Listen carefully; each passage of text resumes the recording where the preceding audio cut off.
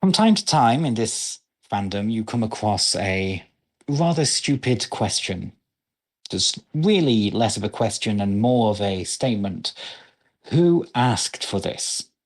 Usually, if not most of the time, the answer's quite obvious as the fans. Or maybe it's an artistic project that someone really wanted to make. But regardless, there's always a valid reason behind something existing.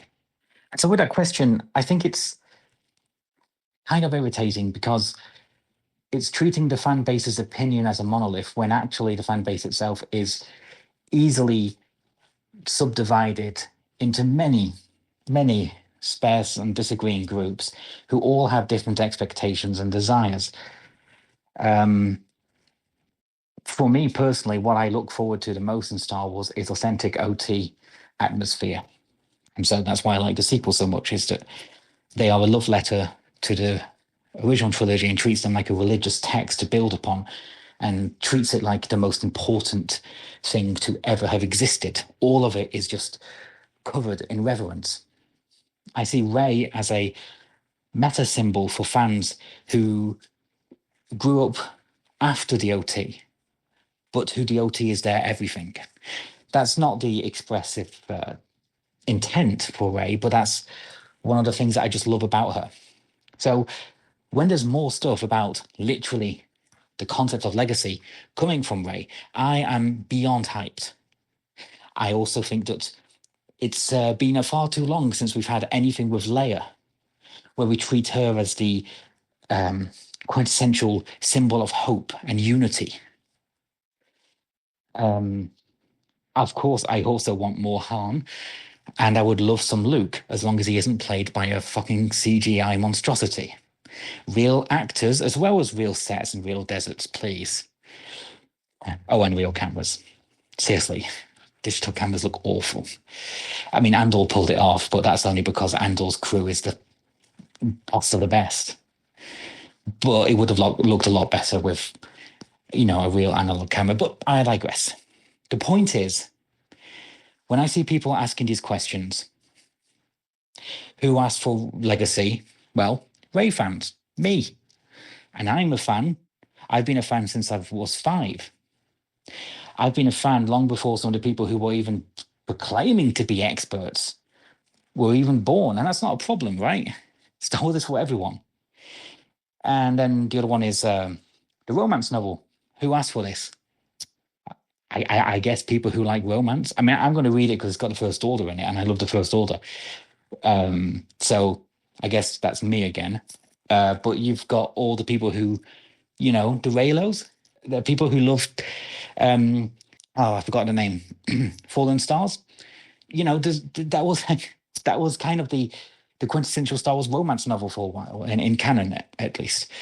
Now, the other question / comment I see is, why is Star Wars so girl-centric now? Well, it isn't. It just isn't. It's still for everybody. It's always been for everybody.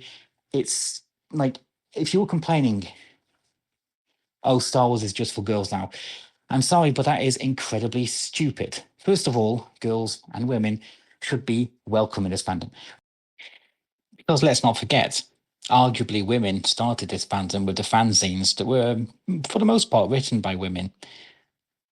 So they've always been here. They've just been bullied into silence, and it's about time that stops.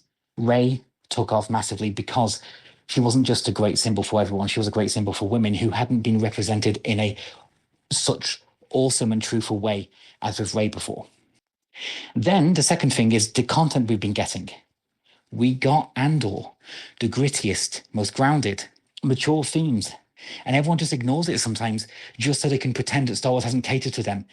Imagine going back to like 2005 and saying to someone, we get everything we asked for in Rogue One, Force Awakens, Last Jedi, Rise of Skywalker, Andor, The Mandalorian. We get all of these amazing things that are also diverse and different and unique.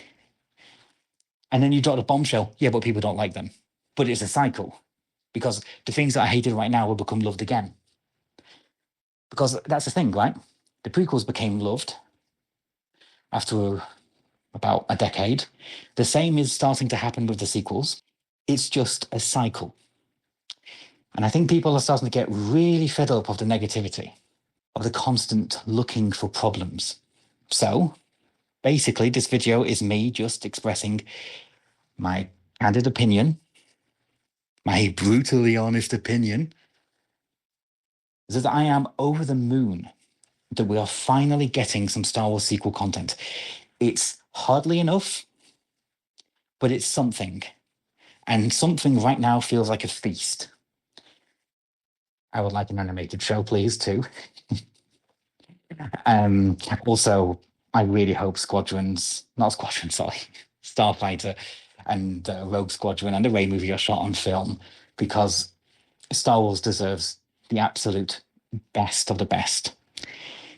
And for everyone who feels left out, there's a Jar Jar comic, I think, and there's also, let's not forget, the Maul show, which is another thing, right? I feel like most fans who grew up with the Clone Wars would have killed for a Maul show in the past. And, well, we're getting that. So I feel like for the short-term future, everyone is being catered to in some way or another. And I think that's good.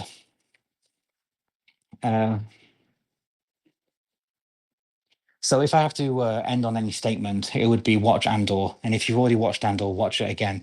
If you've recently just rewatched it, then rewatch the sequels and the original trilogy or something. I don't know.